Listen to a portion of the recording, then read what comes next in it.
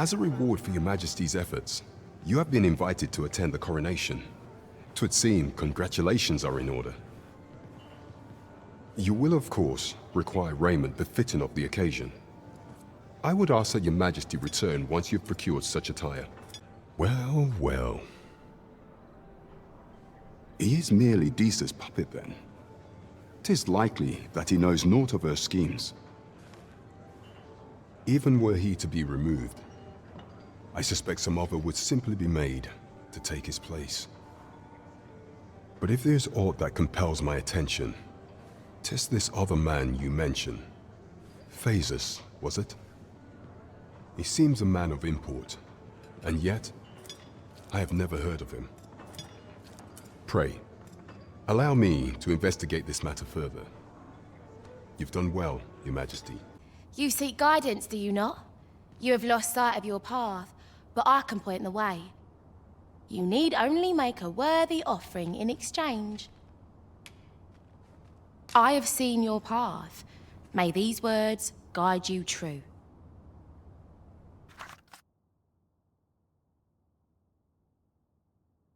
You've my gratitude. Hail, friend. Have you a spare moment? I've an eye for people, and my instincts tell me you're of trustworthy ilk. I'm in a bit of a quandary, you see. I'm to be gone for a week, with no one slated to mind the house in my stead. Fear not, I only ask your name to list as a tenant. You needn't bother yourself with the cleaning, and I don't expect you to stay cooped up in there, neither. I'd be much obliged if you'd simply consider my home a waypoint on your travels. Sound appealing? Then come on by and have a look-see. I've taken the liberty of marking the location on your map. You've come. Glad to see you, friend. So, what say you? Would you care to live here in my absence? As I've said, you needn't worry about tending to the place. Many thanks, friend. I knew I could count on you. I'll stop by again in a week's time, but till then, farewell.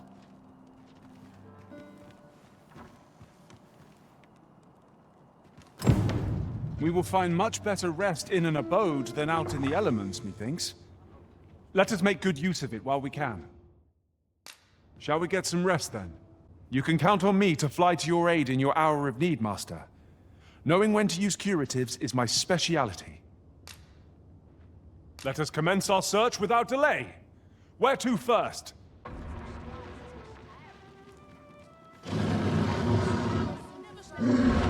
Think of it, Master. That's your chest. But you'll have to find a way to reach it. Cyclops, there!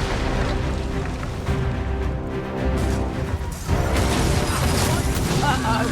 Big things have been felt, man. Let's see how quite without balance. Well, let us finish this! Break the feet down! I'm passing back, and our quarry shall fall!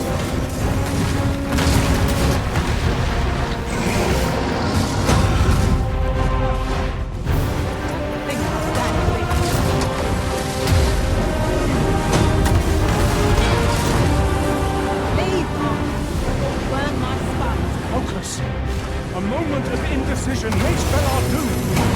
So it goes.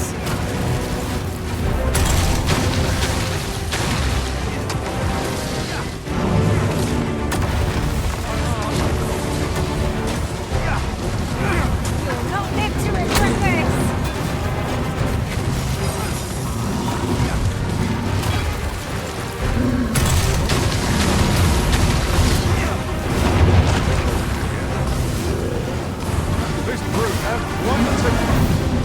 Might we not use their rage to our advantage?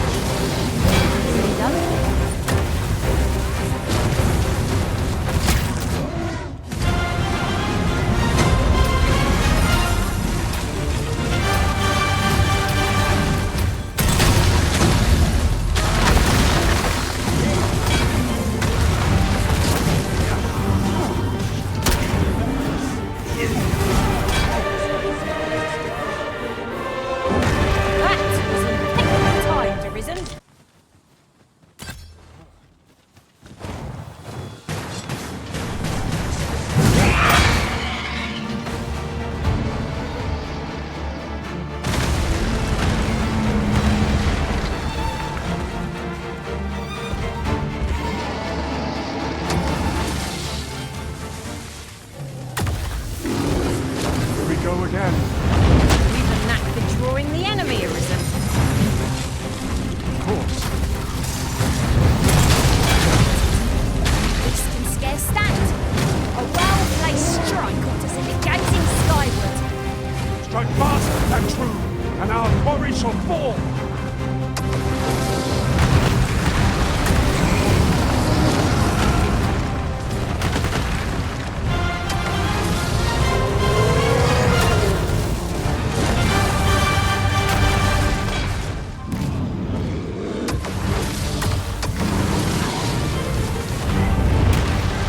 First and foremost, we'll want to knock it off balance. Will prove a much easier target when lying prone. I'd not dare attempt such a feat, though, but together, I think we can manage it.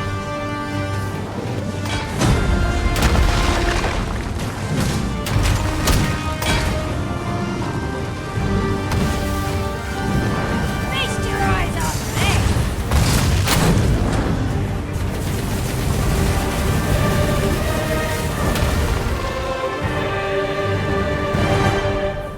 Well, I'll be.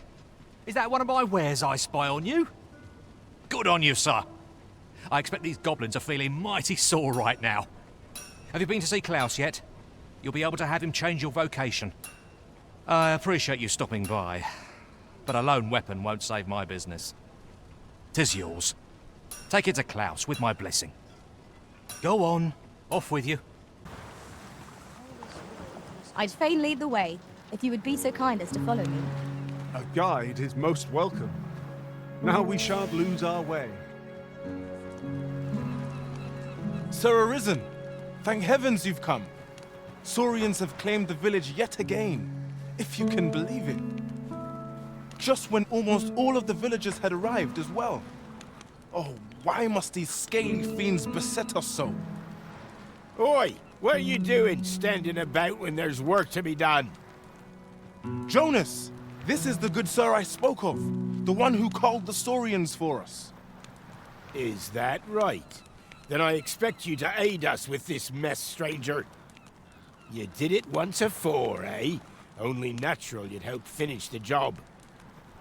My apologies for the chief's temperament. Yet he speaks truly. We have need of your strength. Pray, cull the beasts as you did before, sir. I dare say you are the only one upon whom we can depend.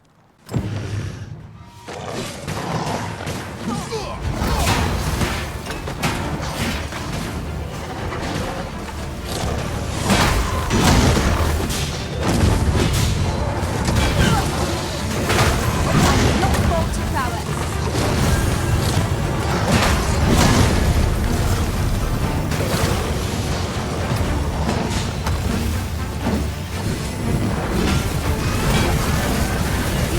Right where you want.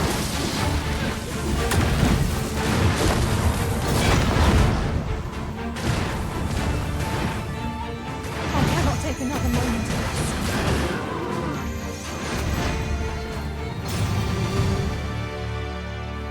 The Saurians are no more, I see. That's twice you've come to our rescue now.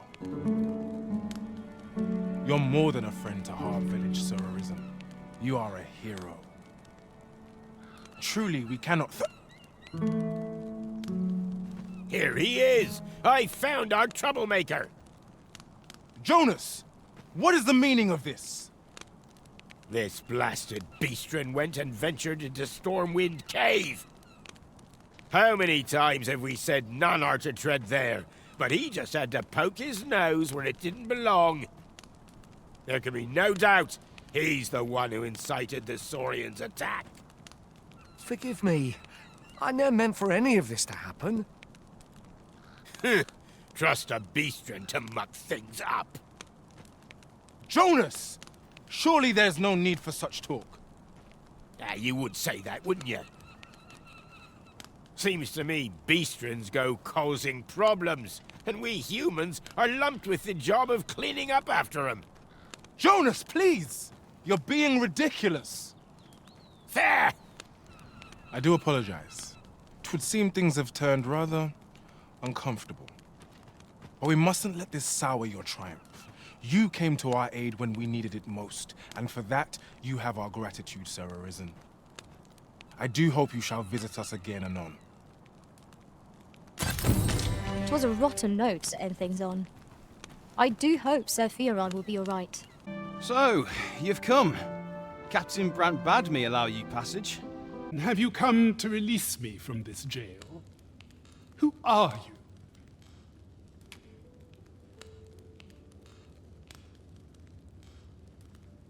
you? Aha! Then we are presented with 3 options. Either the law of our world that allows only one Arisen has been upended, or Deeza's Arisen is false, or you are lying to me. Have you proof that you are Arisen, as you say?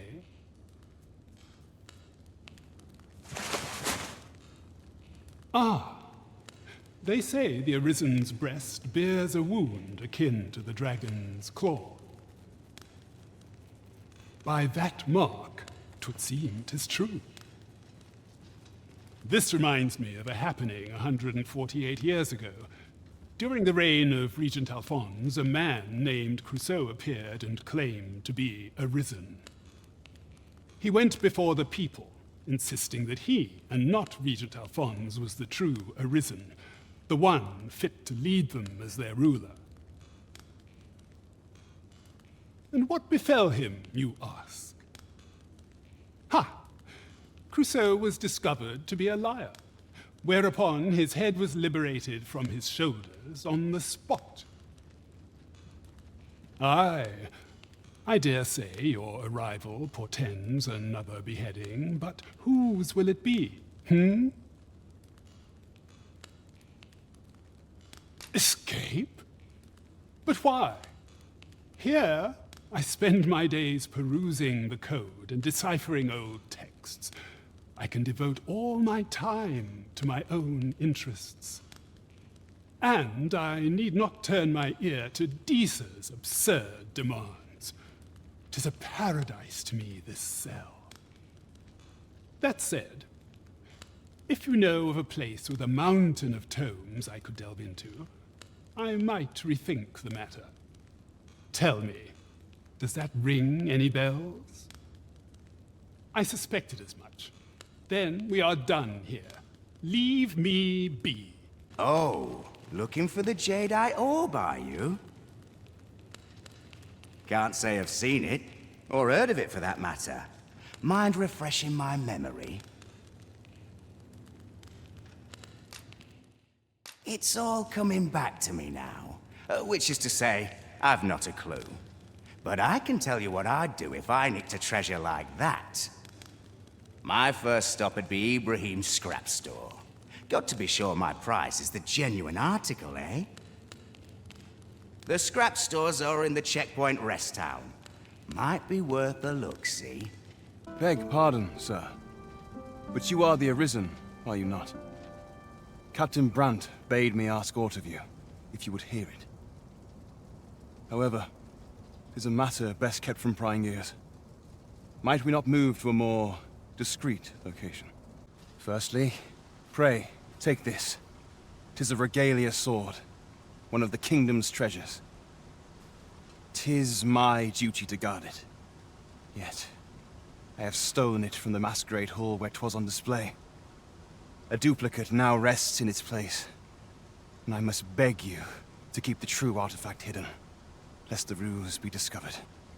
Generations of Amundian rulers have wielded it, though not in battle, of course. 'Tis a ceremonial weapon for use in parades and the like. Yet, Deeza's disdain for tradition has seen the blade suffer. 'Tis fractured, and has lost much of its former luster. Captain Brant is of a mind to restore it, so that it might serve as a symbol of your authority, Sir Arisen. Indeed, when the time comes for you to announce your ascension, having this sword at your hip would doubtless elevate your standing in the eyes of the people. And I must confess, having watched over the blade for many a year, I've grown rather fond of it. I should be well glad to see it restored to its former splendor by your hand. My hopes for our kingdom and its treasure go with you, Sir Arisen. Where'd you find this ancient thing? I can scarce see the steel for all this rust. But hold a moment. Isn't this a regalia sword? The state of it. Blades like this were ne'er meant for battle, sure, but this one's been ill-treated. Restoring an antique like this will prove nigh impossible, methinks. Although, there is one who might have the skill. A dwarf, Oren Batal. A living legend of the smithing trade. If anyone can do it, sir, I reckon 'tis he. Oi there, friend. Care to help a fellow out? All I ask is that you hear my request. What have you got to lose? My thanks, sir. As to the matter at hand, it concerns my ox cart business. I've been holding off service on account of all the monsters on the road, but now I feel prepared to start making trips to Melve again. Only trouble is, there are still monsters about, and I can't help but worry for the safety of the carts. That's where you come in. See, I've got a letter here from Lady Margit, the Watchhead's wife, to be delivered to one Sir Leonard in Melve. I'd like you to accompany the cart in my stead and see to it that the letter reaches its recipient. What say you, friend? Splendid! I knew I was right to put my faith in you. Now, the carts only depart at certain hours of the day, but I find that time flies when I take a seat at the station to wait. And mind you don't forget to pay your way before you board. That's standard practice, and I would advise against trying any funny business. Each cart travels with an escort of trained soldiers, see, in case it encounters any monsters out on the road. So anyone thinking of riding for free will have to take the issue up with them. But enough of my lecturing. Just make sure that letter gets to Sir Leonard, then come find me when the job's done. Oh, and I'll pay your fare this time, seeing as you're doing me a favour and all. Come find me when you've delivered that letter. I'll be waiting to hear from you.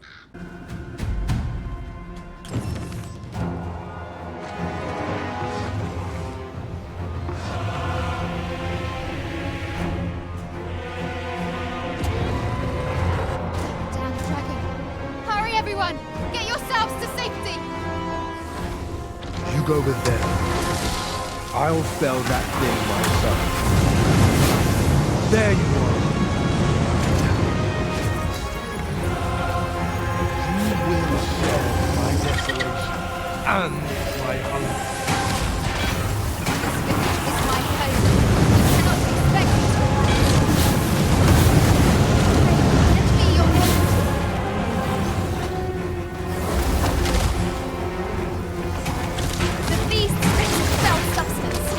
Avoid it at all costs! Be on your guard!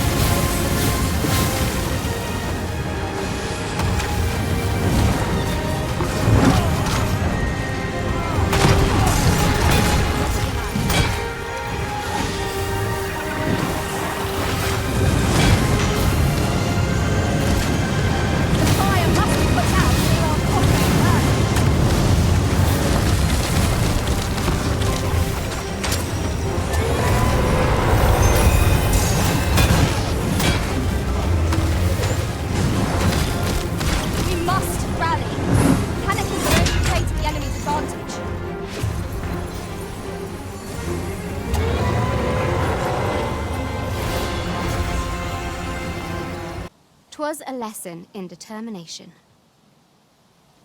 Somehow I knew you'd come. You have my gratitude as well, sir. Ulrika, glad I am to see you unharmed. You must return to the village. Everyone is concerned for you. Forgive me. I'd best go. But I shan't forget this. Thank you. Truly. That wasn't the dragon, but a poor imitation of it. No wonder I feel so hollow.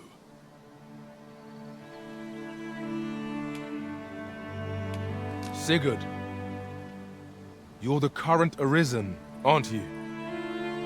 I pray you do not walk the same path as I have. 'Tis a style all my own. A patchwork of techniques, honed for the sole purpose of slaying the dragon. We're saved. I haven't the words to thank you. I doubt we would have pulled through if not for you. Ah, a letter from Lady Margaret, you say? 'Tis a fair way you've come, then. My thanks. She's a kindly sort, I must say.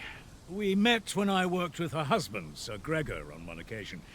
Now she's taken to inquiring after my health at the turn of every season. Ah, you've returned. How did you fare on the journey to Melve? Splendid! You've been an immense help, I must say. The cart reached its destination safe and sound, and from the tell of it, you even rid the road of a few monsters. You've certainly earned a reward, my friend. Here you are. Ox guards seem a convenient choice for longer journeys. I see no harm in making use of them as needed, Master. Right you are.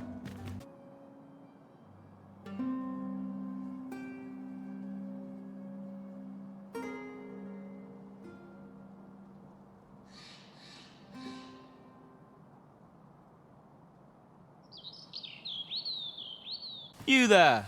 Are you looking to enter the village? You'd best go elsewhere, friend. What's wrong about this place? There's no business to be had here, that's for sure. Ah, you must be the visitor I've heard so much about. Have you some business here in the village? You would know of our village? As you can see, 'tis a simple place, tucked away on the eastern edge of Vermund. Is there aught else I can help you with, sir? Arthur. 'Tis a name unfamiliar to me, I'm afraid. At least, no one by that name lives here, sir. As you like, sir. Greetings. I must say I'm impressed by your intuition, sir.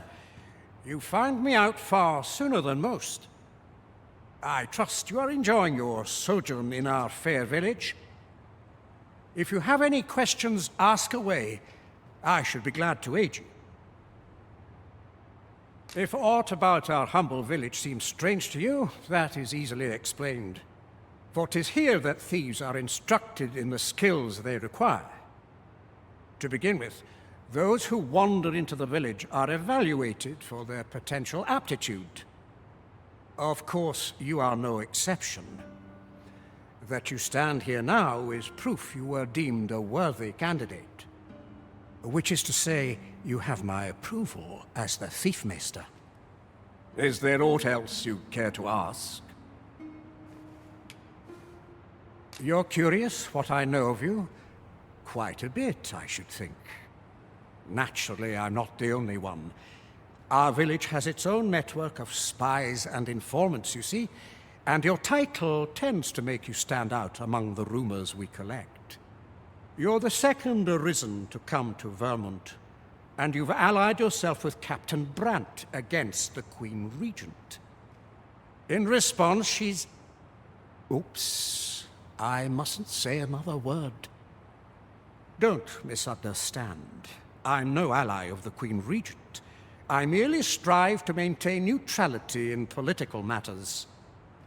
Those who deal in information must ne'er align themselves with a particular power. Such is our village code. Is there aught else you'd care to ask? Arthur, you say? I've lived in this village many a year, but I can't say I've heard of someone by that name. My apologies. Is there aught else you care to ask? Aye. Take care, then. You, sir, are worthy of inheriting my ultimate technique. Once mastered, 'twill allow you to fell all foes, both minuscule and mighty. Take it, and do with it what you will. E'er since the reign of Rothaeus, the founder of Vermund, the village of Melv has played an indispensable role in the defense of our kingdom against the dragon. Yet twice now has the dragon set upon this village, inflicting numerous casualties before being allowed to flee. The fault here lies with you, Ser Ulrika. You have failed in your duty as acting chief. With all due respect, Sir Martin, our village has dispatched many of its young hands to the northern stronghold since its completion. Was it not the former consul who decreed that the stronghold should serve to defend the kingdom, with Melv offering aid only where needed? Yet the stronghold has remained entirely silent to our plight. How can you say that the fault is ours to bear? I know of no such agreement. At the very least, Queen Regent Disa has mentioned naught of the kind. But I'm quite sure the consul... You would dare misrepresent the words of the dead? Or do you mean to imply that the Queen Regent has spoken falsely? If so, then Melv's problems run far deeper than I had thought. 'Tis not indolence that has taken root here, but treason! The village entire will answer for this. What? I intended nothing of the sort. Pray, let us... Save your honeyed words, traitor! I must inform the Queen Regent of this development. You came to see me? Forgive me, I've much to ponder. Still, how would you like to stay the night? I've yet to repay you for aught you've done for me. A small show of hospitality is surely the least I can do. 'Twas by your godly efforts that Melv escaped the worst of the dragon's assault. The people of this village are more precious to me than life itself. To lose them would have been the end of me. You have my earnest gratitude, friend. I wanted to tell you that, if naught else. Now, 'tis time we slept. There is much to be done for the village, and I shan't manage it without a good night's sleep. Where is Ulrika? The Queen Regent has declared that Ulrika be apprehended as a traitor to the kingdom. All who seek to abet her will be tried in turn. Bring her before me at once. Ulrika is gone. What? She stole away in the dead of night. Ask around. Several witnesses can confirm it. I cannot say why for certain, but I imagine she took your words to heart, Overseer. Realizing her plans for rebellion had been found out, she chose to abandon the village, for our sake. You would have me believe that Ulrika was acting alone? That the rest of the villagers harbor no rebellious intent? Aye, that's the long and short of it. Very well. I shall take you at your word, sir. However, the absence of a leader will sow naught but chaos. For the time being, your village will be in our hands. If 'tis as you say, I do not expect there will be any objections. Ah, there you are. There's aught I would ask of you. It concerns Ulrika. You've heard she fled the village, aye? Though that is the case, she would never truly abandon it. She left the village that she might fulfill her charge, protecting Vermund against the dragon. But as for where she went, I do not know. 'Twould be unwise for me to go looking for her, lest I draw the eyes of the Overseer's troops. However, should you happen to find her, would you tell me where she is hiding? I can only pray that she does not fall into the Queen Regent's clutches.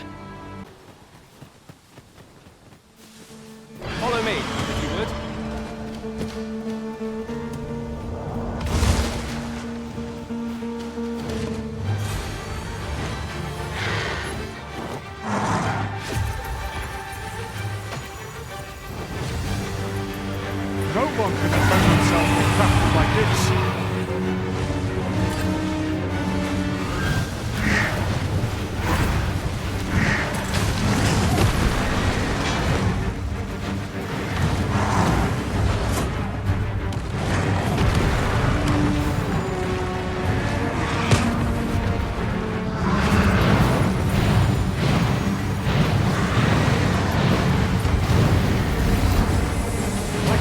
Magics are at your disposal. Wait a moment.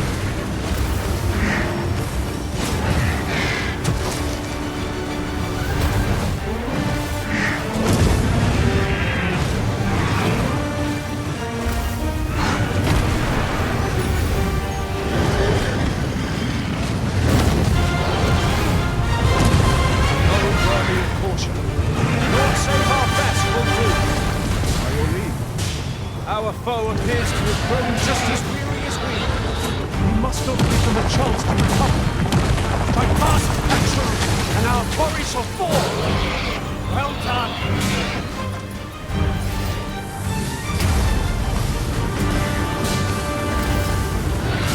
When cast, be sure to avoid bumpy flames.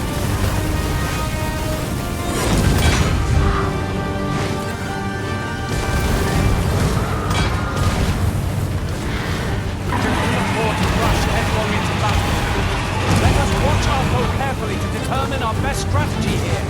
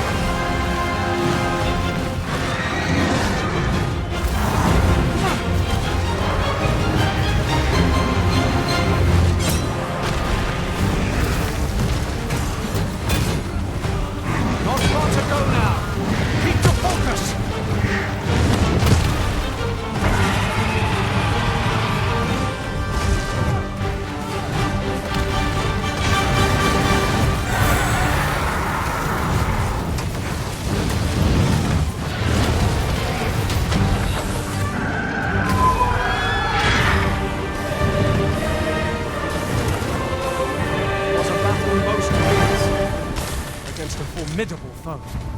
Fortune favors us, 'twould seem. No! I'm not sending anyone into that cave! But Jonas, isn't it your duty to aid our people?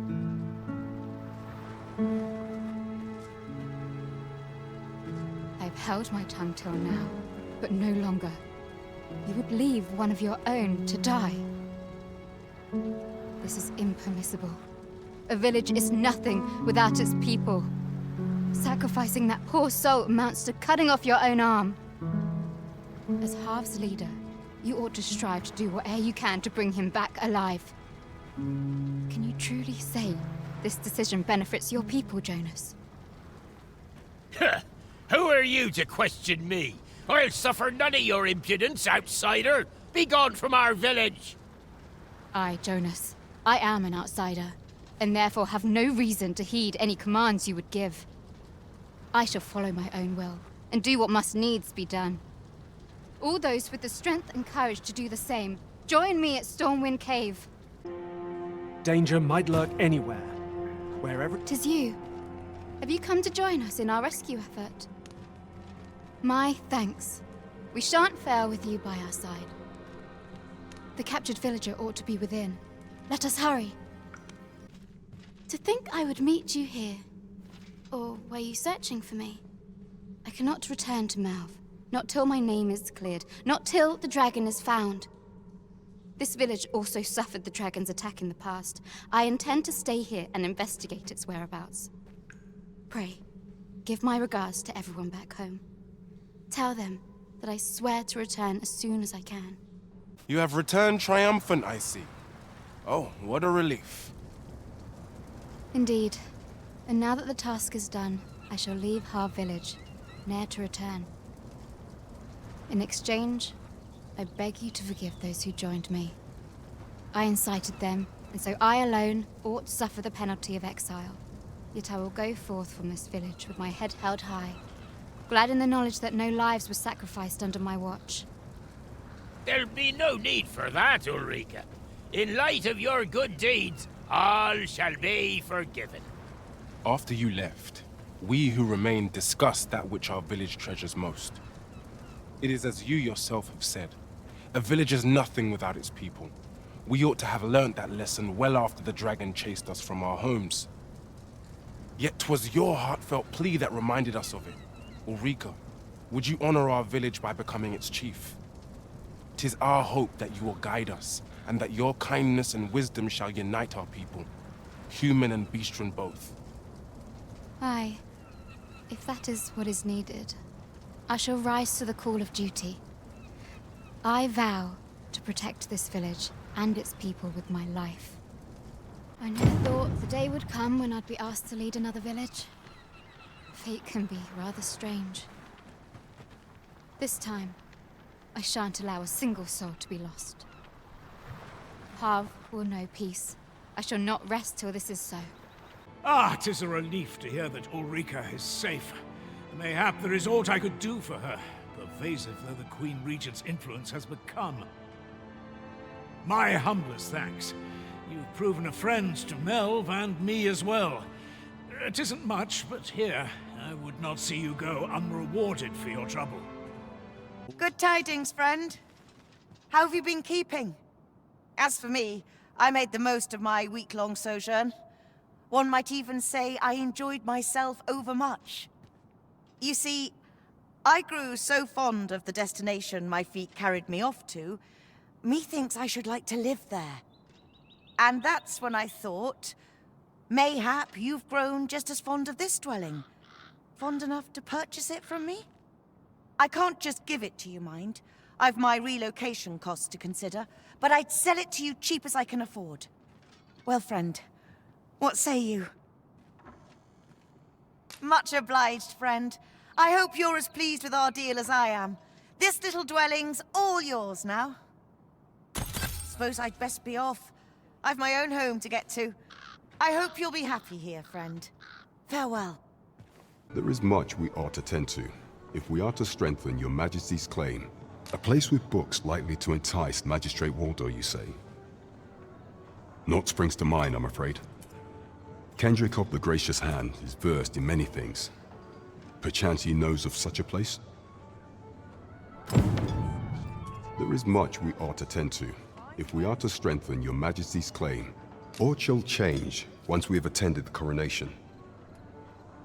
If your Majesty has any unfinished business to attend to, 'tis best you do so afore we depart. Welcome, sir.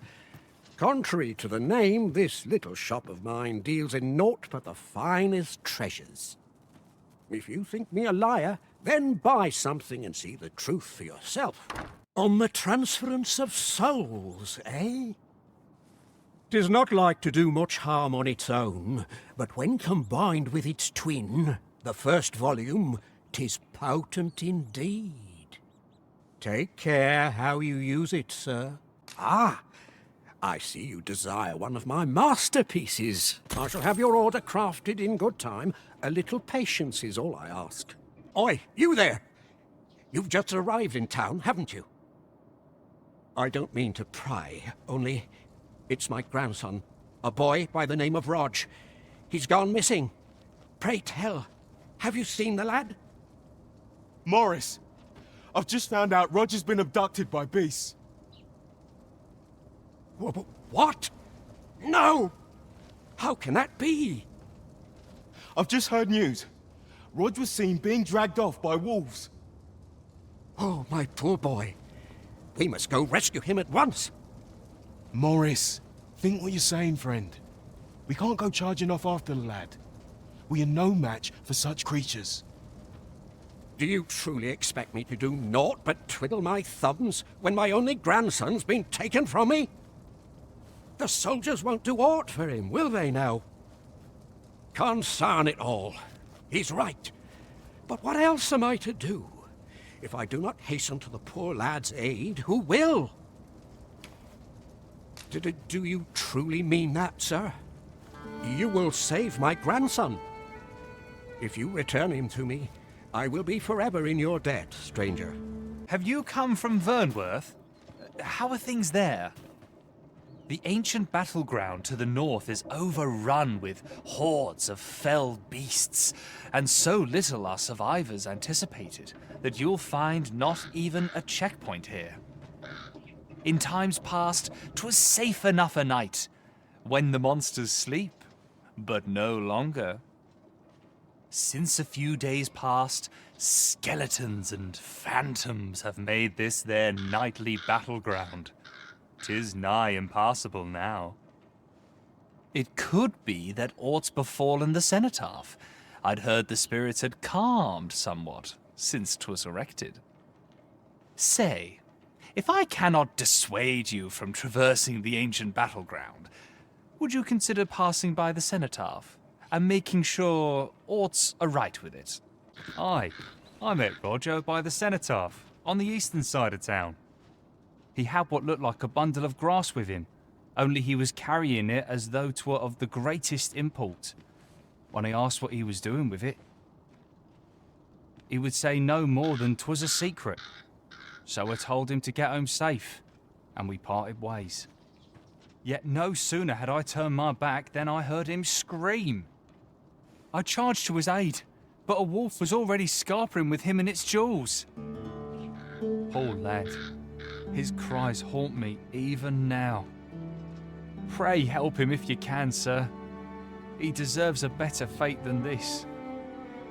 Poor Rog. He truly is a lovely boy. He's always helping Morris in his shop. And he's delivered me my remedies many a time. Once, he even picked some flowers on his way and put them up for me, all pretty like. I still recall his smile when he told me about the beautiful flower bed he tends to on the outskirts of town. Oh, Rog, will I e'er see your smile again? I suppose I can only hope. The flowers that bloom around here glow come nightfall. From what I can glean, the petals absorb the sun's light by day and release it after dark. Isn't that unusual? Nature works in mysterious ways.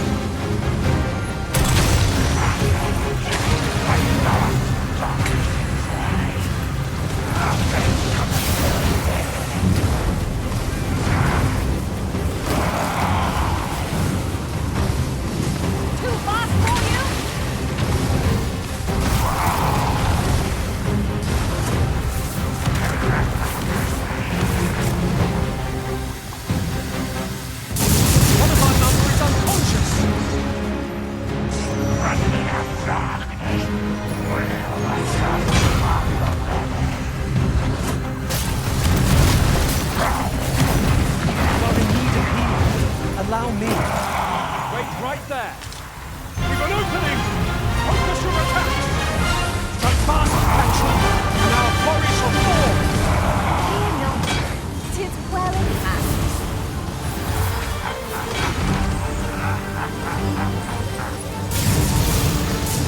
We can ill afford to rush headlong into battle.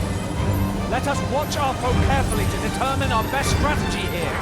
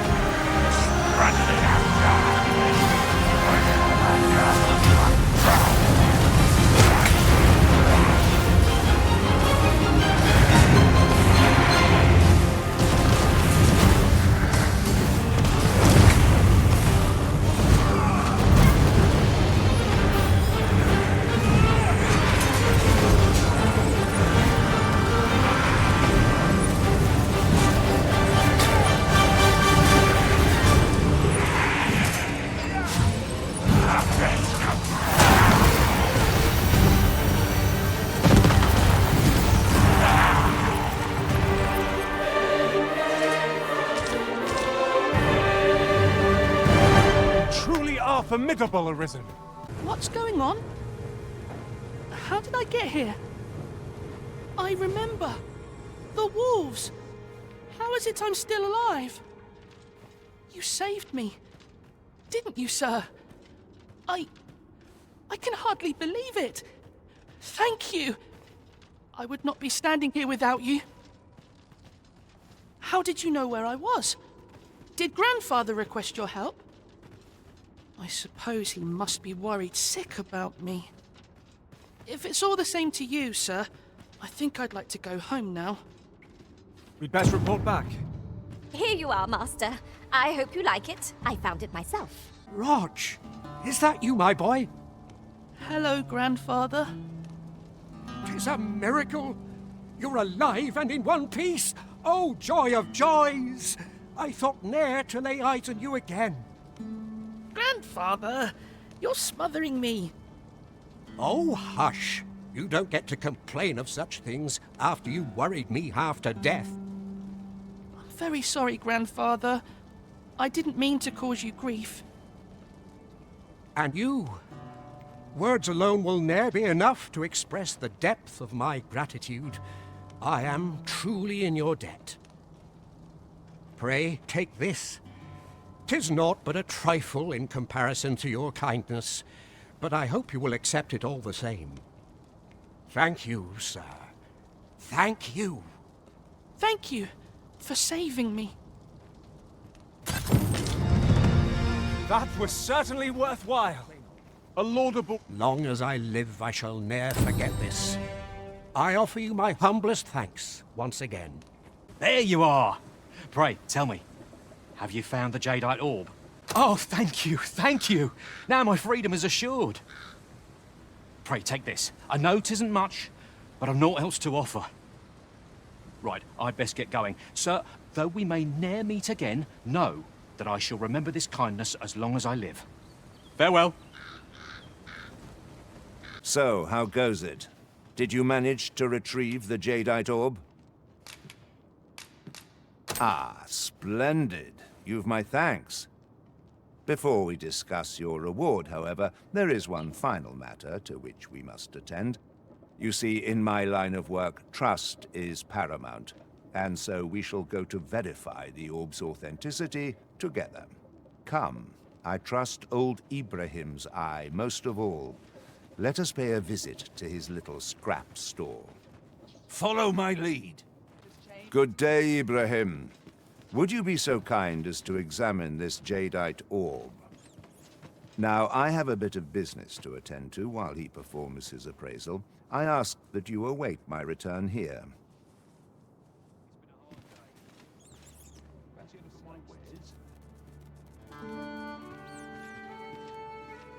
What is it?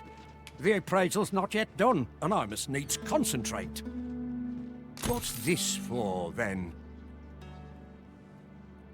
That shan't get you anywhere, I'm afraid.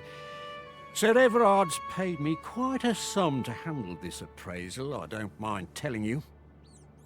You're a persistent one, aren't you? Gold's all well and good, but I shan't risk my business for a full pocket. I've my future to think of. Heavens fend!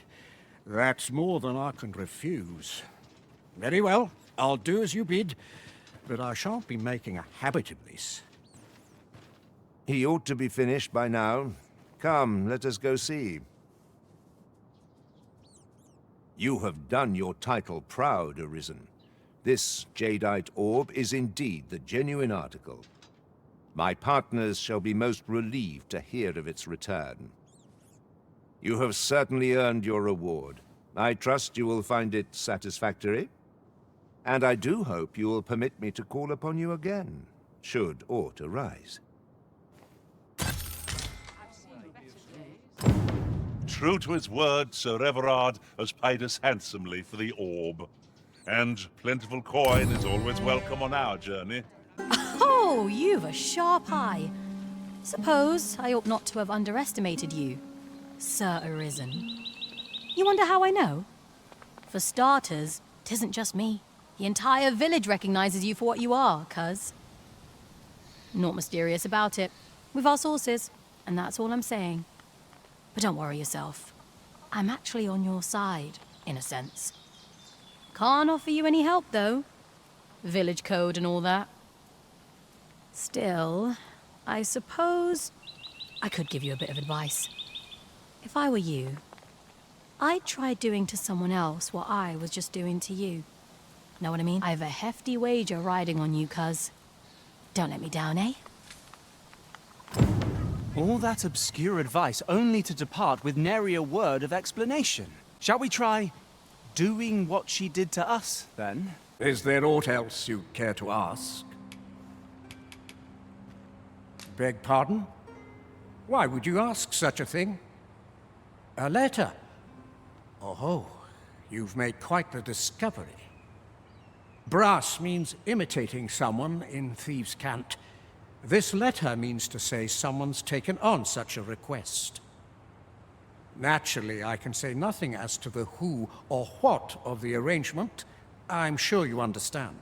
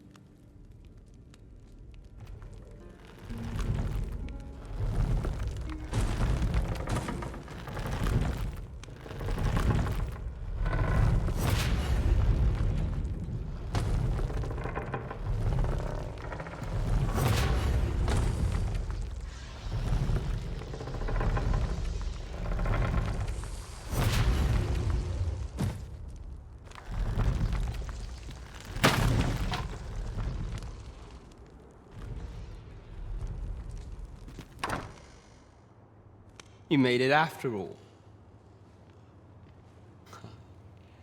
Guess that means I win. Oi, you lot best pay up.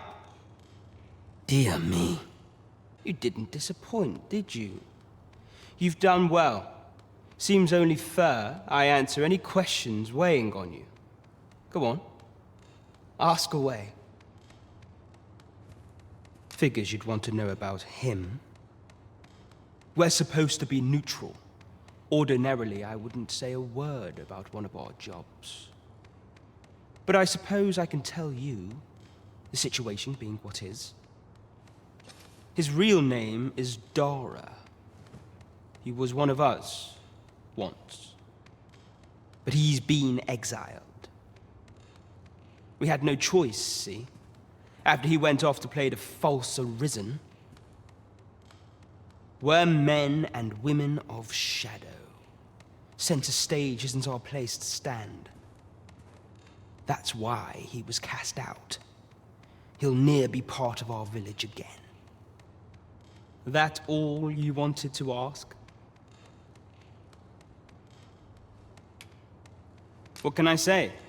Not many people bother with this place. Luckily for me, you were different. Knew I was right to bet in favor of the arisen. Anyway, most visitors get fooled into going up to the manor. We send them packing with a trifle, and if they don't question it, good riddance.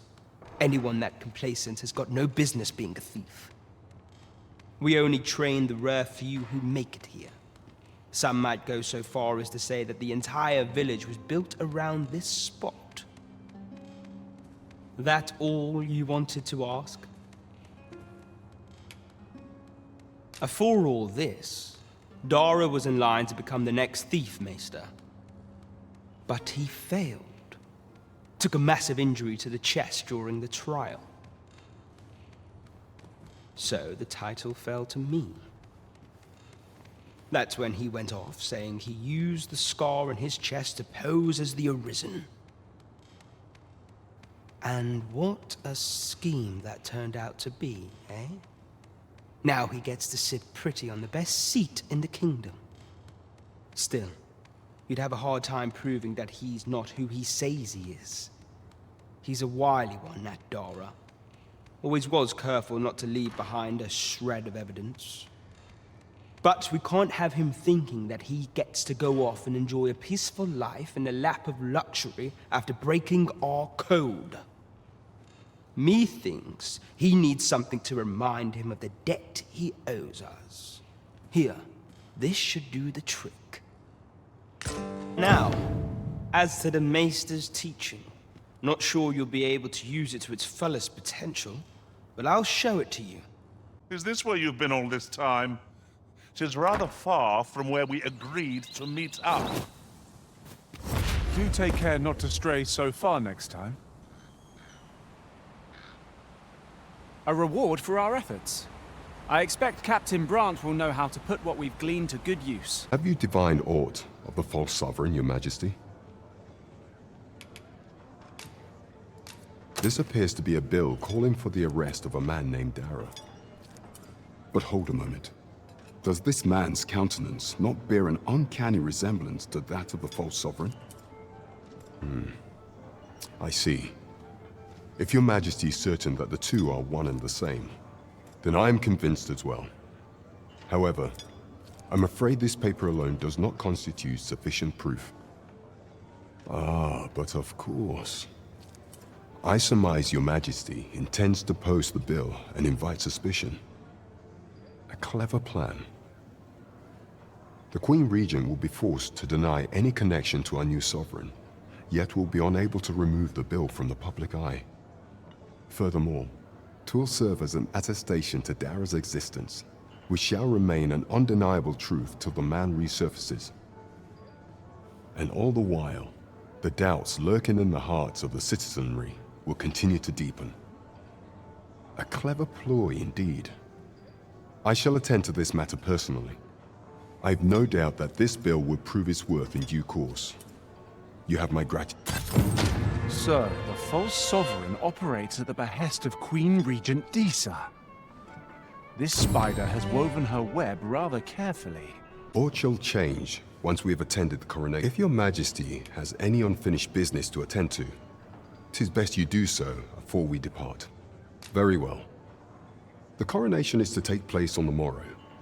We shall depart early in the morn, so your majesty would do well to get a good night's rest.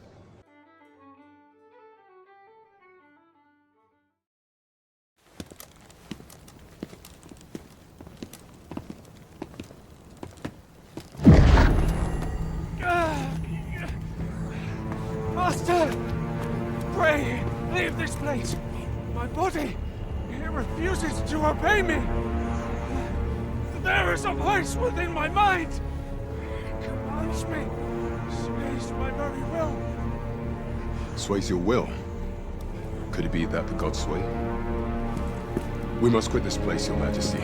I fear our plans may fall to naught. Let us return to the tavern.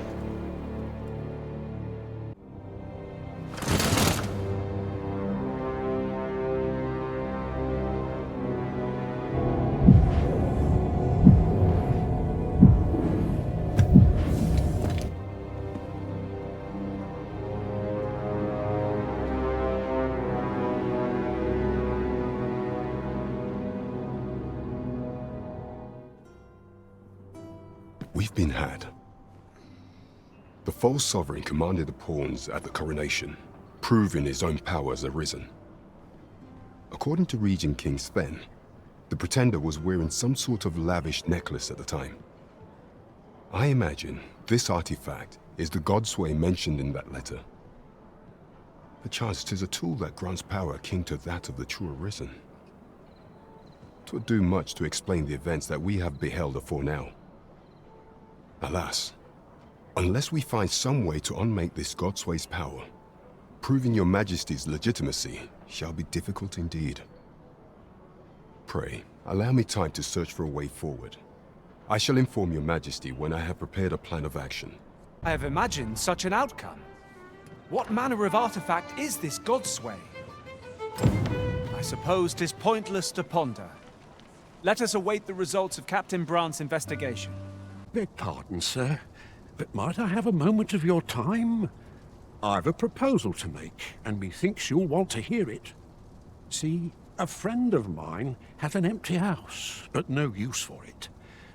And I see you round the inn rather often. Understand me? 'Twouldn't come free, mind, but the price is a fair one, and you'd have a place to call your own. What say you? So what'll it be? Not to twist your arm, but this is a rare opportunity to own a bit of property in Vermont. Many thanks, sir. With this, you're a regular citizen of Vernworth. Thought you should have this. Good sleep will ensure we are prepared for the morrow. Shall we hunt a few monsters to start the day off? Come. We've much to be getting on with. Ready to forge on? Regarding the matter of the Godsway, I fear there is naught to be done, save for your majesty to venture to Batal, where you might uncover the false sovereign's secrets directly. The sigil upon that letter from some days past bore the crest of the Batali Palace. Surely there's aught to be found therein. Yet official dealings twixt Batal and Vermund are suspended. Passing through their fortress will prove a difficult task. With such hindrances in mind, I thought to prepare this. Pray, take it. Few may pass through Batal's fortress, save Beastren merchants. With some coin, I was able to convince one such merchant to grant us that entry permit. It ought guaranteed passage through the border checkpoint, but alas, 'tis intended for a Beastren.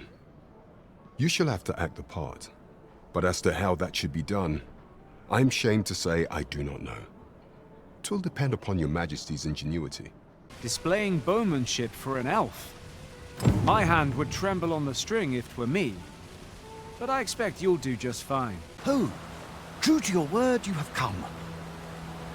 Let us begin at once. I should like to observe your form first and foremost. So stand here and take your aim at yon targets. You have my gratitude. I learned much from you just now. In fact, I have made a discovery. Unlike those of elven make, bows crafted by other races are designed for keen aim. Is that not so? But I can see this is no revelation for you. I expect you thought this design common to all bows, yes? Not so for those of elven make, however. Our bows are crafted to guide not the hand, but the heart. Mayhap you will find the sentiment strange, but such is the perspective of elven kind. We are taught that arrows loosed with proper form strike true, as if 'tis all a matter of poise. I admit, I find it rather baffling myself. Perhaps that is why my bowmanship has failed to improve. Yet with this bow, I begin to understand. Let us see if I fare any better now. Huzzah!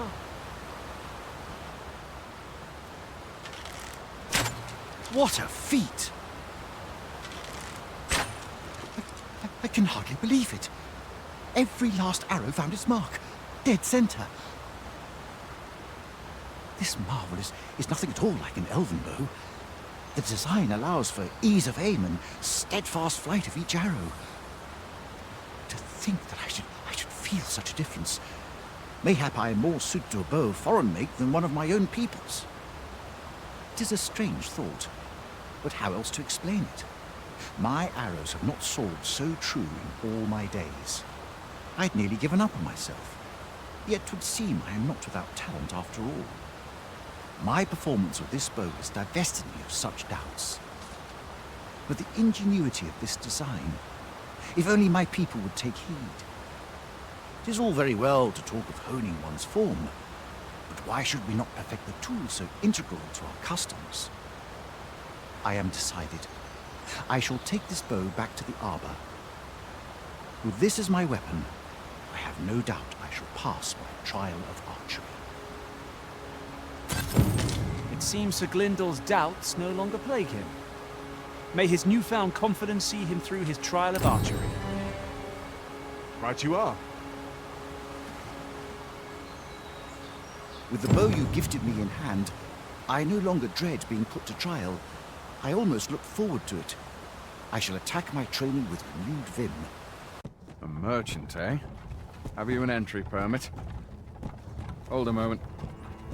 That cart has priority. Lord Phaesus is come! Open the gates!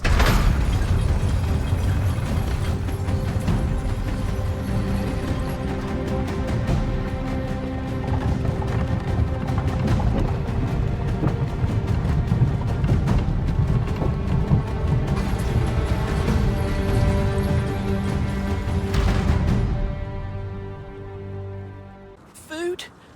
Have you any food?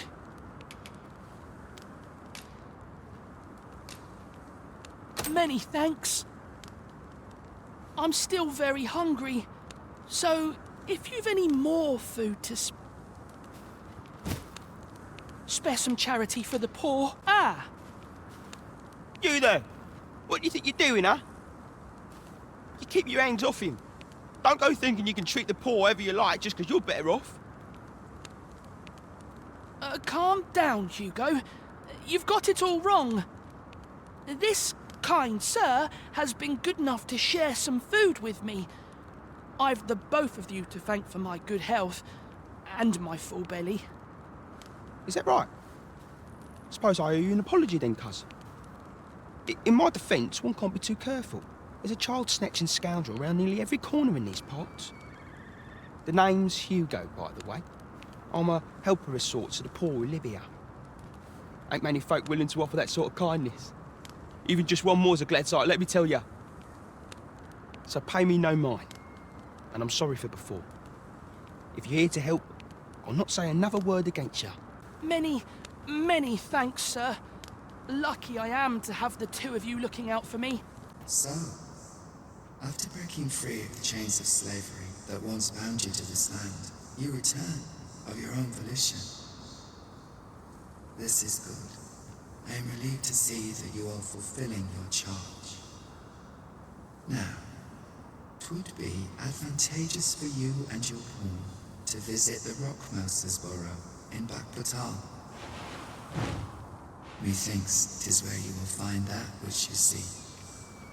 Farewell.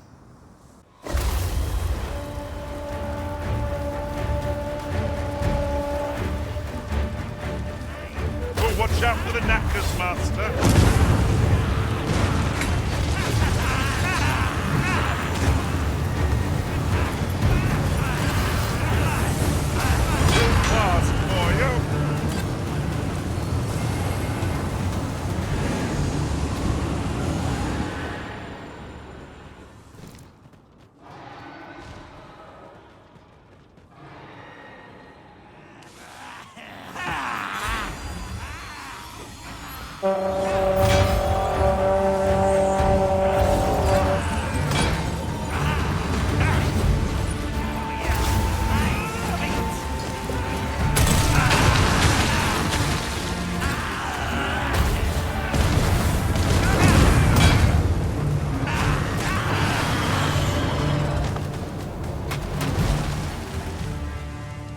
That was impeccably timed, Arisen.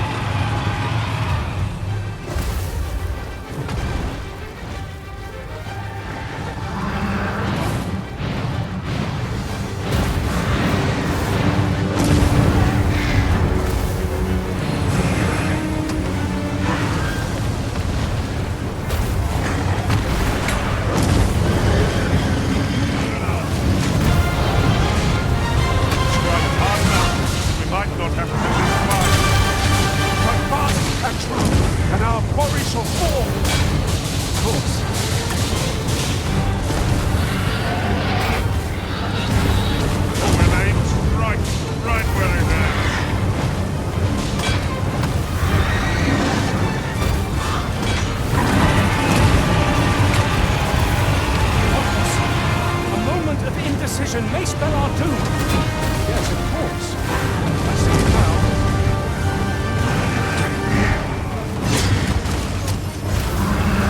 Look out, Arisen! We're under attack!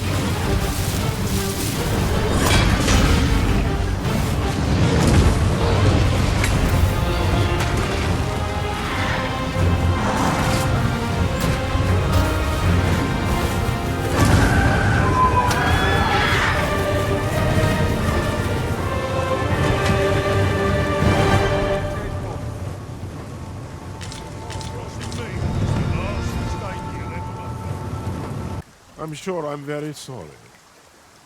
Hear an old man out, won't you? Ah, 'tis you. Thought I recognized you. My thanks. My thanks. This is for you. Now wait. Can it be you are lost, Arisen One? The path to the dragon has many turns, but I can illuminate the way ahead if you so desire. You will find the path you ought to follow inscribed herein.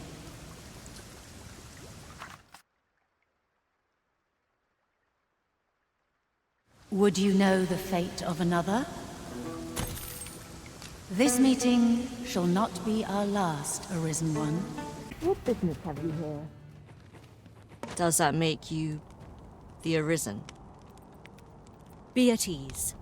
I bear you no ill will. My name is Manella, and I have the honor of serving as a go-between twixt Her Majesty and the Guard. Come, let me buy you a drink. We've much to discuss, and I don't fancy standing round all the while. Shall we make for the tavern? The people of Batal view pawns with great prejudice. They're even forbidden from setting foot in the capital. Her Majesty, Empress Nadinia, has long been troubled by this custom, but a practice so ancient isn't easily overturned. Many are unhappy about the existence of this tavern, even though it lies outside the capital, simply because it was established as a place for pawns to gather. I know not what manner of person you are, but if you would aid me in my efforts to make the people of Batal more accepting of pawns, I would be glad to offer you a residence permit. 'Tis a bargain more than fair, for those who hold such permits may remain in Batal without having their activities questioned. What say you? Glad I am to hear it. Take this then. Simply show it to one of the sentries and you'll be granted entry to the capital. Oh, and if you encounter any troubled Batali along the way, I bid you assist them. They are harsh in their persecution of the pawns, but were they to be aided by the targets of their ire, mayhap a few stubborn hearts would soften. A simple plan, I know, but 'tis the only one available, or so it seems to me. I bid you good fortune, Sir Arisen. All knowledge of this, God's way, stems from the forbidden magic research laboratory, which can be found here in Batal. However, you would do well to first travel to the Alta Batal coast and seek a man named Ambrosius. For as a researcher of this laboratory, he will doubtless be able to answer many of your questions.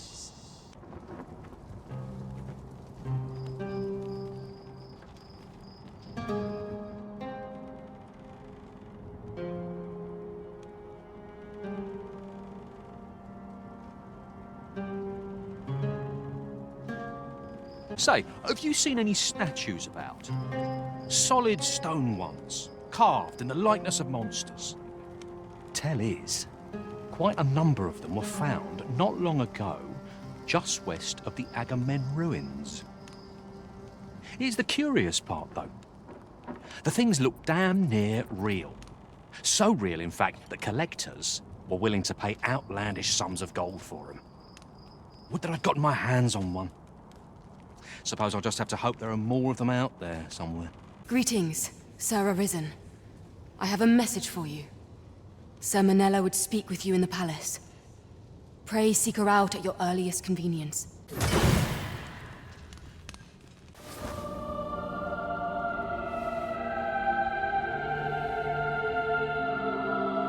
Much appreciated.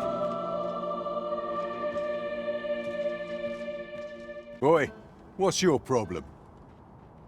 Walking about with pawns in tow, I mislike that. You from Vermund? Bet you're as prejudiced as the rest of your lot. Well, got something you want to say, eh? Save it. You're not welcome here. Suppose you didn't know, but we don't allow Vermundian scum in this tavern. But I've got a heart of gold, me. I'll give you a chance to redeem yourself. All you've got to do is prove your mettle against these sods, alone, that is. If you're bested, then we'll take all you've got. It's only fair, ain't it?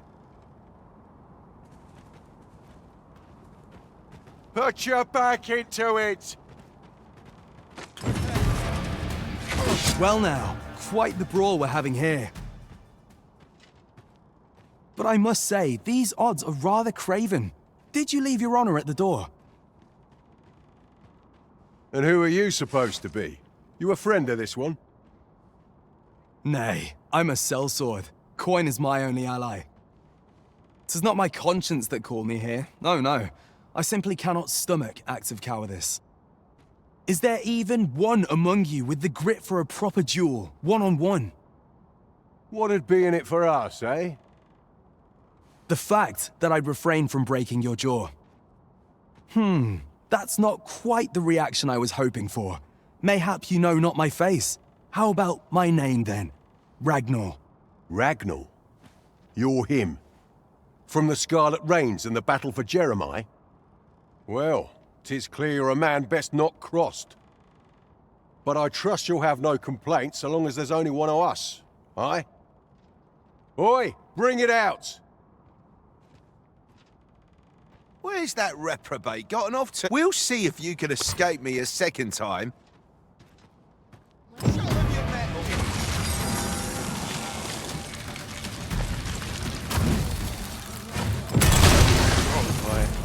I don't believe it. You're a bloody menace, you are.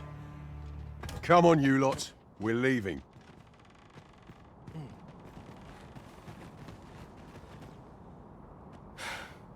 Fine work, that was. Pray, save your thanks. I've no need of it. After all, judging by the skill with which you won that duel just now, I dare say you'd have bested those louts even if I hadn't intervened. I suppose that coward knew he was no match for you in a fair fight, so he had that beast take the beating for him. At any rate, 'tis safe to say you've piqued my interest. I hope our paths cross again someday. Of course, I can't promise I'll be as amicable then. As a sellsword, 'tis my policy to let my employer decide friend from foe. I'm sure you understand. Till next time. One cannot help but wonder about that Sir Ragnar. Who is he really? Well now, I'm not sure. Doesn't seem like you and I are going to be sharing a drink anytime soon. A shame that. 'Tis safe to say you've piqued my interest. I hope our paths cross again someday. As I've said, I'm a sellsword. Perhaps our next meeting will be on the battlefield, eh? I'd not say no to the chance to prove my mettle against yours. Huh? What in the... Where did you come from? Did Clark send you? Oh no, he did, didn't he? I'm sorry. I'm really, truly very sorry. I haven't slept a wink, I swear it. Well, I suppose I might have fallen asleep once or twice, but it isn't as if I've been lazing about. I simply haven't been able to devise any good ideas. I tell you, this arrangement has been an encumbrance on my mind from the very beginning. While I am glad that the old man appreciated my talents enough to commission me, it doesn't change the facts. I can only depict subjects that I've seen with my own two eyes. Which makes things rather difficult, given the task at hand. Say, you appear a rather strapping sort. Would you be persuaded to bring me to a griffin? 'Twill be well worth any trouble. Clark shall pay handsomely to see this done, and you'd be doing me a great boon besides. I've heard aught of a griffin's nesting place. I shall await you there. Do keep in mind, however, that you must needs drag the battle out if I am to complete my sketch. Of course, I could look as long as I pleased if you were to petrify the beast. Indeed, a beast frozen in place would be much more easily drawn. 'Tis said that a famed sculptor of Eld used a Medusa's severed head to petrify her subjects before sketching them. Of course, I wouldn't presume to demand aught so legendary of you, Arisen.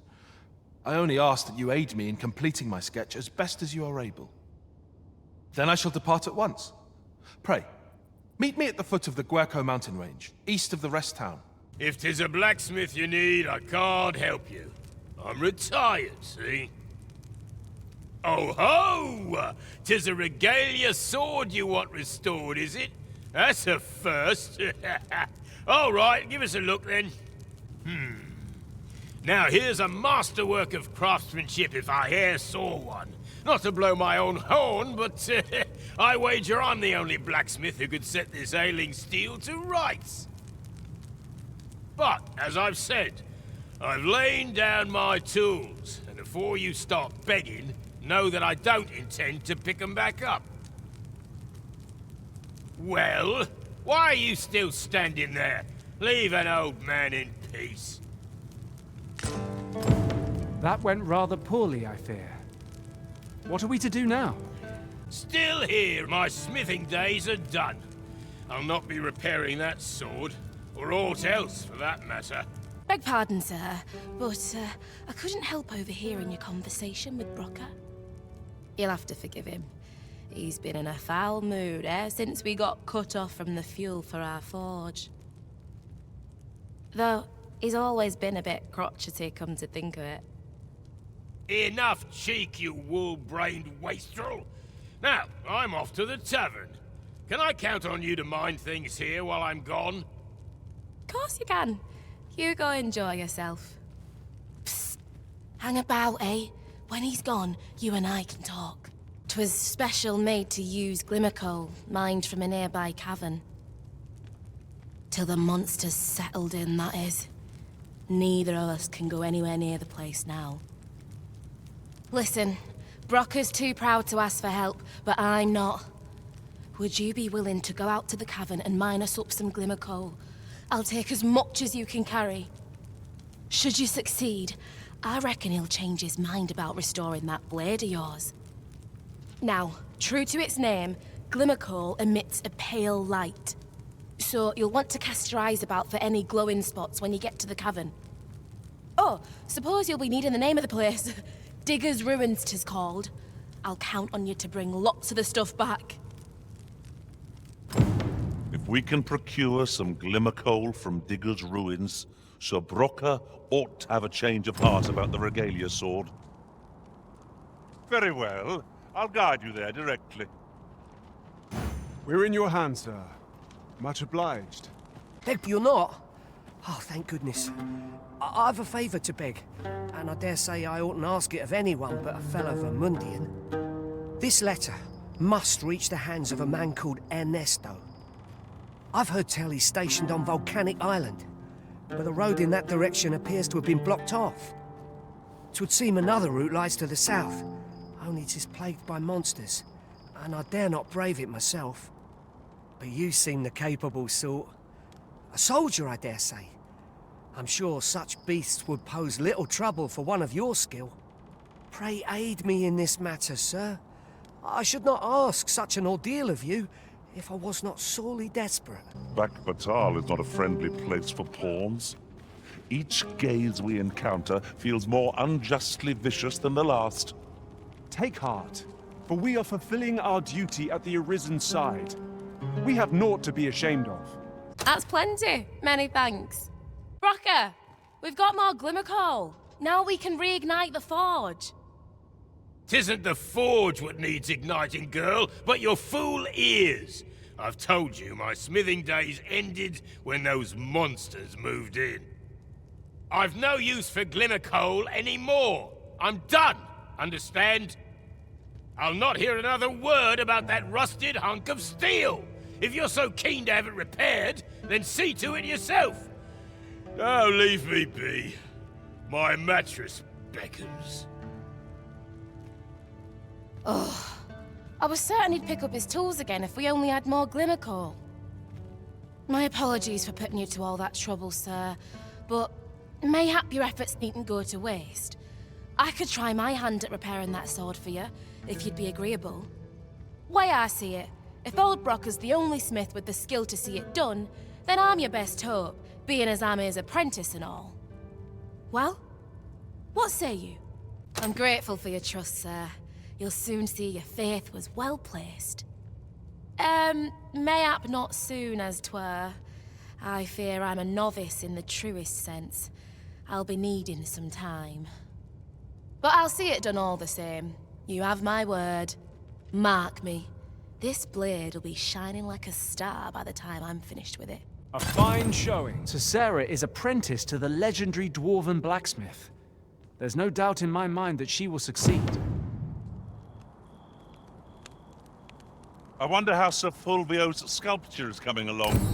Mayhap 'twould behoove us to pay him a visit. I know where that person can be found, Master. This way. Here at last. Clark means to unveil the sculpture before a select audience. He asked me to extend an invitation to you as well. I will await you at his estate in Vernworth's noble quarter. So, there is to be an unveiling. I am curious to see how the sculpture turned out. Shall we attend, Master? You're the Arisen, aye? There's aught I'd ask of you. A personage of great esteem is to return from Batal to Vermund. I speak of Sir Augustin. He is a noble and the leading voice of opposition against the Queen Regent. Your aid is requested in guarding his ox cart as it travels the high road. As a potential ally to your cause, 'twould do you no favors if he were to come to harm.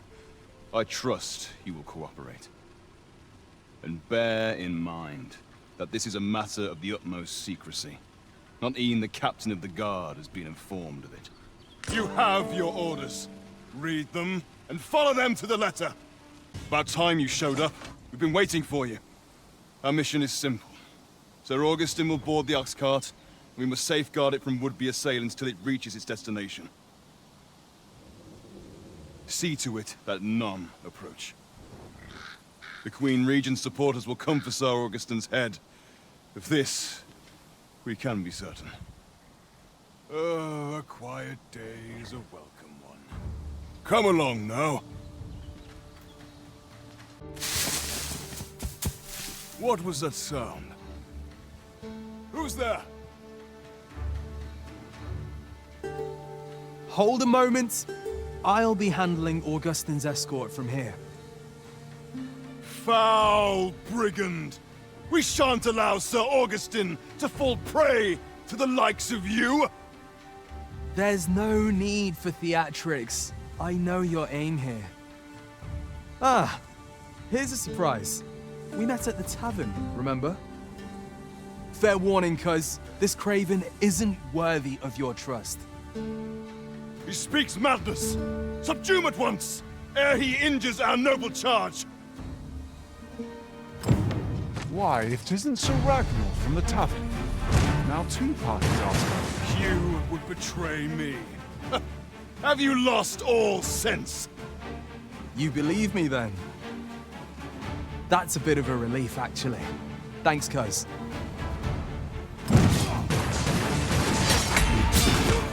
This battle is ours!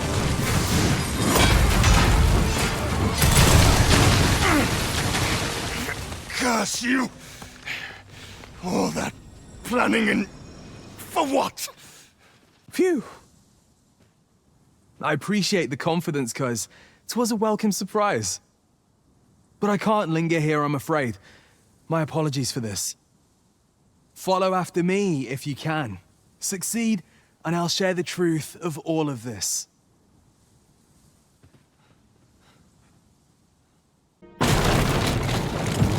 Master! Master, can you hear me? Are you unharmed? Pray, seek an exit. I shall search for a way to We meet again.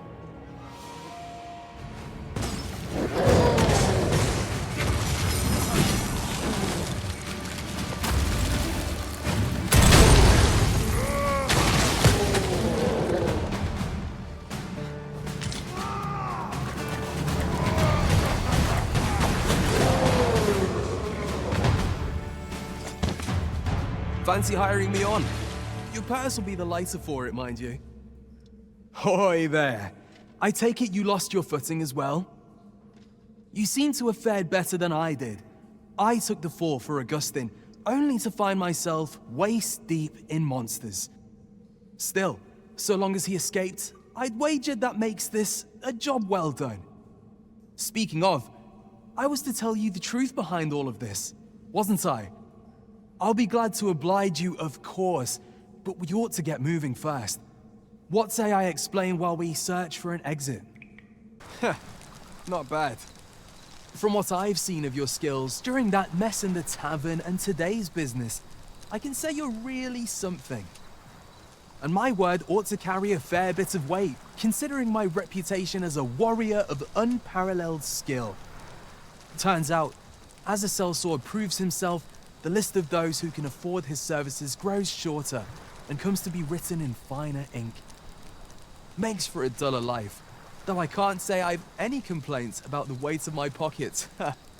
Still, I hunger for a real battlefield, where a single misstep spells death. I crave the simplicity of it.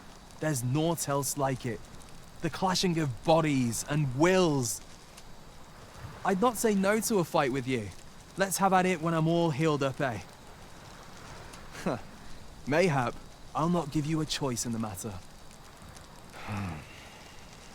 I'm not sure what's brought me here. I suppose I'll have a few drinks and hit the hay. That escort mission was a trap concocted entirely for your benefit, you know. It was supposed to give those responsible a means to incriminate you. But Augustin is no fool. He had his doubts about his summons to Vermin and hired me to watch over him in an unofficial capacity. So I looked into the cart that would be escorting him, and lo and behold, I found your name. But 'twasn't on the list of hired guards, oh no.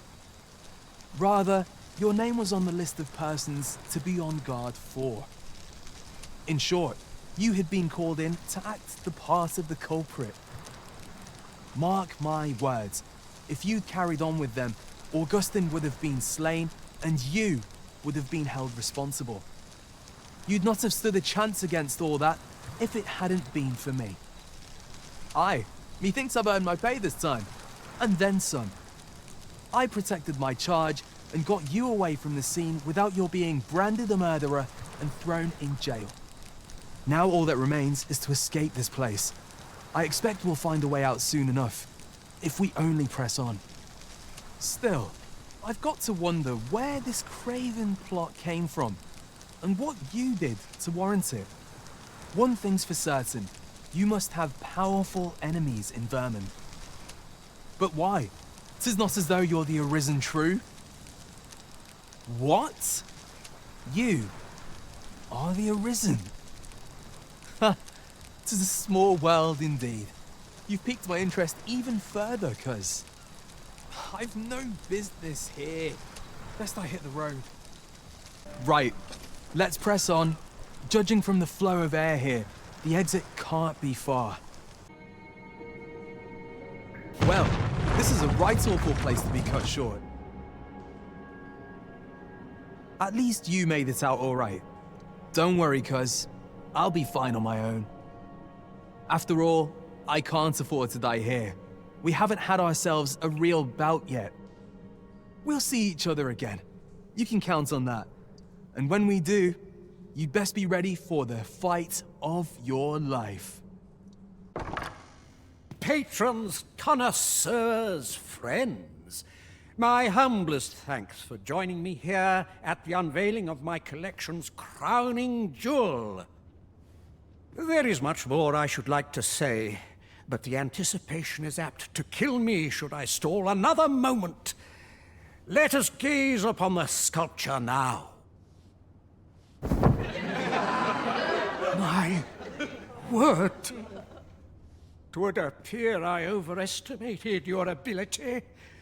How dare you claim my gold for a clumsy attempt such as this? You have shamed me, and shall ne'er again know my patronage, Fulvio. Now gather your things and begone from my sight! A dispiriting conclusion. 'Tis a shame how the sculpture turned out. 'Tis loathsome, being the bearer of such ill tidings.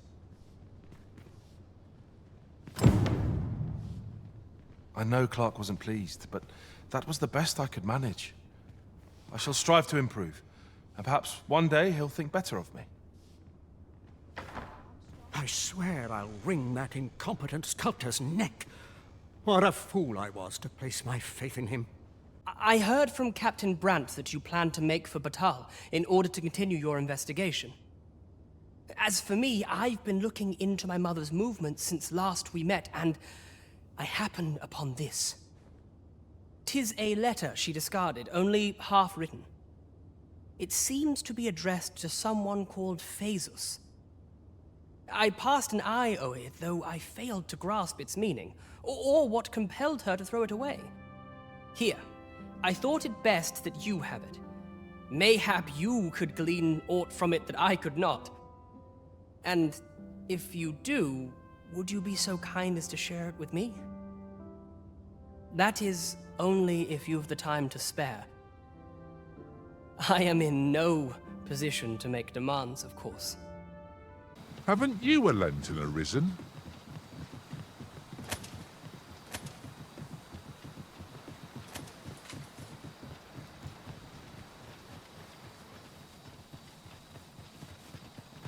I brought the number that you requested. I'll take it this will be enough. Aye, nicely done. Get in, you lot. Here's your payment. Thank you kindly, sir. Ordinarily, coin like this would take me half a year to earn.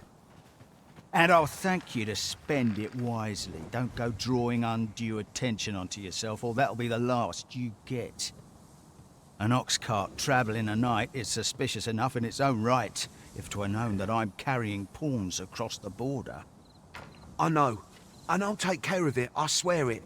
Contact me again when you've need of more cargo, won't you? What is it? I've done naught worth following me over. Pray let me go. Hold, I beg you. I'll tell you what there is to know.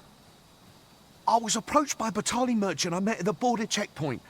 He offered me a coin in exchange for rounding up pawns. Aye, I know. Here in Vermund, there's nary a deed more abhorrent. But you have to understand, my gambling debts were like to drown me. I needed coin, and I needed it fast. I know not where they've been taken. Pray, believe me. Here, take this. 'Tis a document I got from that merchant. If word of this should reach the palace, I'd no doubt be disciplined. I might even lose my post. I'll give you all the gold I got today. So pray, I beg you, will you let me go? I swear I'll ne'er do aught like this again.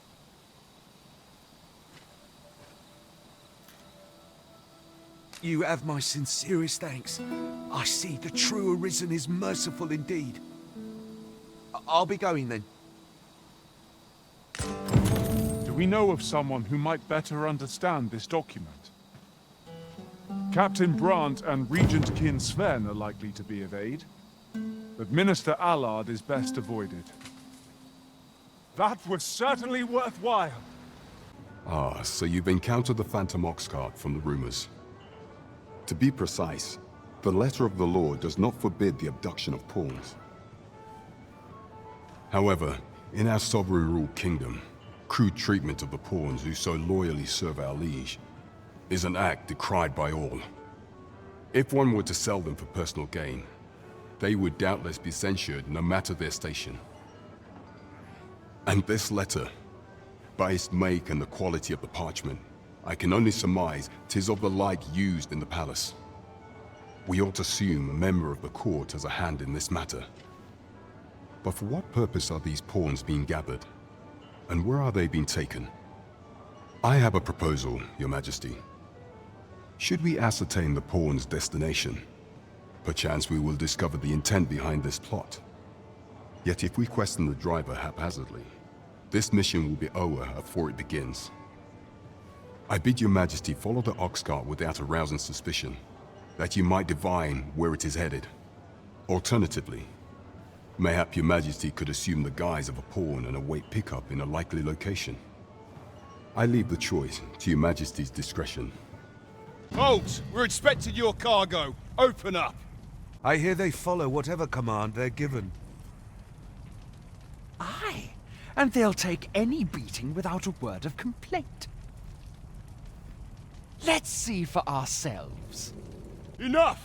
That's valuable merchandise you're toying with. Worth more than your wages combined. Have you prepared the cargo we're to carry alongside them? No? Well, get a move on!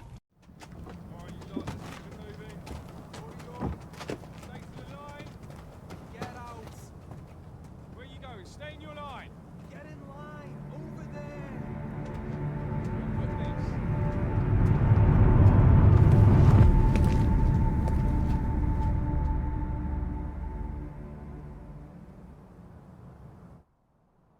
On your knees, worthless vessels. Perhaps a more thorough examination is required here. Wait! You're not a pawn. We've an intruder in our midst! To arms! Perhaps this will serve as evidence. Now to report to Captain Brandt. Allow me to guide you, Master. I know the person you're looking for. Well met, Sir Arisen. Let us dispense with pleasantries and cut to the heart of the matter. I have a task that requires someone of your skill and discretion. Some days ago, a fiend attacked Empress Nadinia during her supplications. Her Majesty was unharmed, but the would-be assassin fled, gifting me a wounded arm in the process.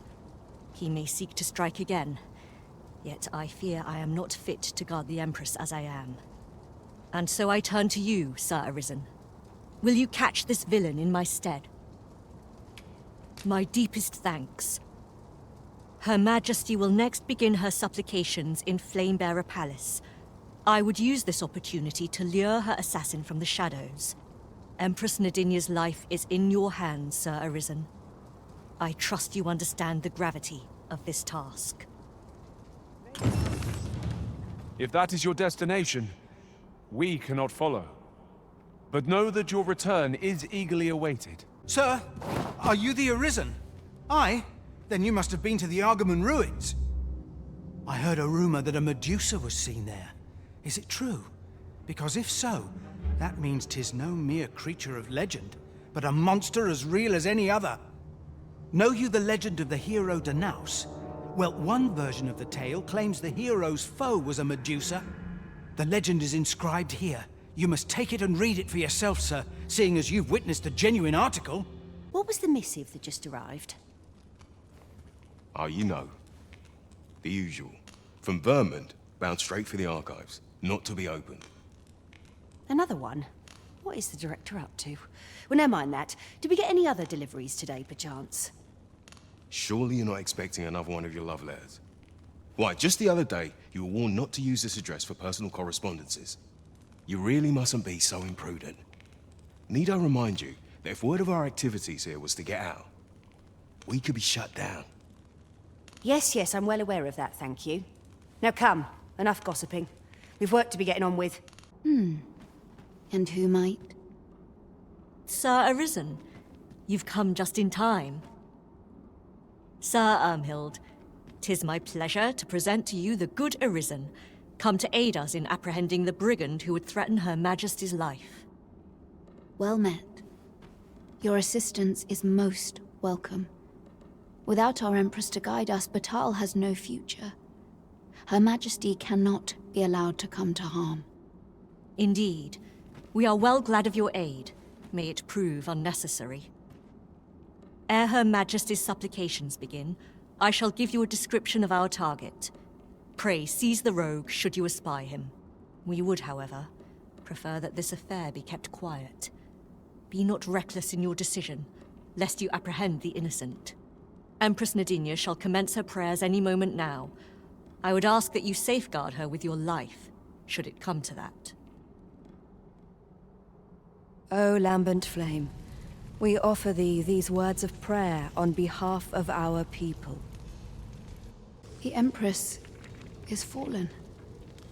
How can this be? Such a dreadful thing. I do not want to believe it. To think, even with the Arisen at her side, we could not safeguard Her Majesty. I feel the sting of this failure most keenly.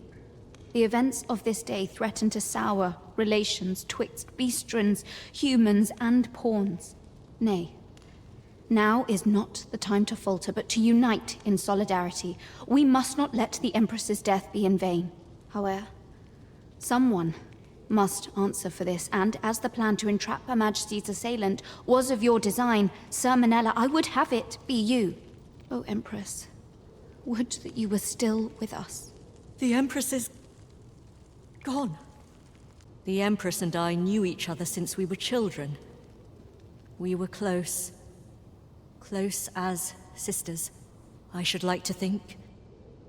Yet for all that, I could not protect her. I failed her when she needed me most. I suppose I shall be sent to Volcanic Island as penance for my failure. Yet I would remain in this place as long as I am able, that I might serve some semblance of my duty, and that I might remember Her Majesty for all that she was, and dwell upon the myriad memories we shared here. The Godsway. This word is unfamiliar to us. Of what do you speak? I've ne'er seen this sort of craftsmanship. How'd they work such a pattern into the blade? Hi there, Arisen! Forgive me, but I've made nary a lick of progress toward restoring. The blade's make is as intricate as 'tis beautiful. Suppose that's why these things ne'er see battle, eh? If I only knew how to create this pattern on the steel, mayhap the rest had come easier. What are you jabbering about now? Oh, You're looking at the work of a blaze hammer. 'Tis a process scarce employed, but one befitting the prestige of a regalia sword. Honestly, girl, you're no apprentice of mine if you can't figure out aught as simple as that. Sorry, Brocker. Must have slipped my mind. But if these patterns were the work of a blaze hammer, mayhap that's what it'd take to fix the blade. If you've not heard the term, 'tis where you heat your hammer to extreme temperatures by dipping it in magma. 'Tis hardly e'er used since the hammers like to cool afore you can forge aught with it. Brocker's explained the process to me, but I wonder if that's enough. Knowing that the patterns on the sword were the work of a blaze hammer complicates matters somewhat. Suppose I'll sleep on it. Mayhap the answer'll come to me on the morrow. You're the one who brought that regalia sword here in the first place, aye? I want a word. It's that fool apprentice of mine. I haven't seen her since yesterday. Knowing her, she skipped off to the mountain base cave on Volcanic Island to try her hand with a blaze hammer. It's the only place with enough heat, see? Since you're the one who inspired this nonsense, you'd best go find her. And bring her back in one piece, lest I ring my hammer against that hollow shell you call a skull! Well now, you have divined the Oxcart's destination then. I see. So they were procuring pawns in order to carry out this excavation.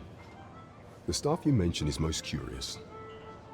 It sounds as if 'tis of the same make as the jewel wielded by the Queen Regent's puppet. I had heard pawns face much prejudice in Batal. Yet to hear that they are treated as tools to be discarded, and given such perilous tasks, 'tis contemptible indeed. Volcanic Island has long been part of Batal's territory. The lake of lava present there is revered for its flames, which are sacred to the Batali people. Perhaps 'twould be considered blasphemy to give such work to their own. Or could this simply be a means of testing the efficacy of these jewels that allow for the control of pawns? I can offer naught but conjecture. For now, we ought to aim our efforts towards proving that a member of the Vermundian court has been selling pawns. Should we succeed, even the Queen Regent herself could not deflect the people's displeasure. She would doubtless lose their confidence. You have my gratitude, Your Majesty. The evidence you have gathered shall form the stalwart pillar upon which our rightful claim will rest. 'Tis most valuable, so pray exercise the utmost care when deciding how it ought be used. Glad I am to see you well. I've been wondering how you were getting on.